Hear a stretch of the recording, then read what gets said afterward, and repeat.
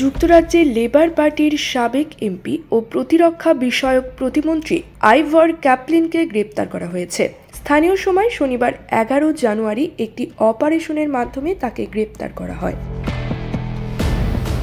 আইভর Caplin 1997 থেকে 2005 সাল পর্যন্ত পূর্ব সাসেক্সের এমপি ছিলেন।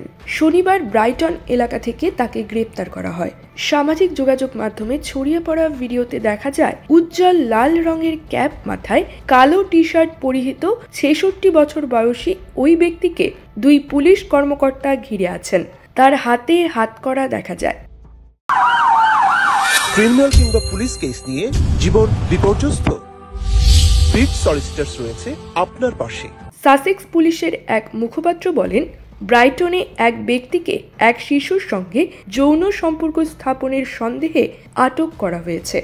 বর্তমানে তিনি হেফাজতে আছেন।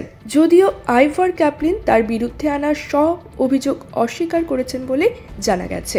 ধারণা করা হচ্ছে 2024 সালে তাকে লেবার পার্টি থেকে বরখাস্ত করা হয়।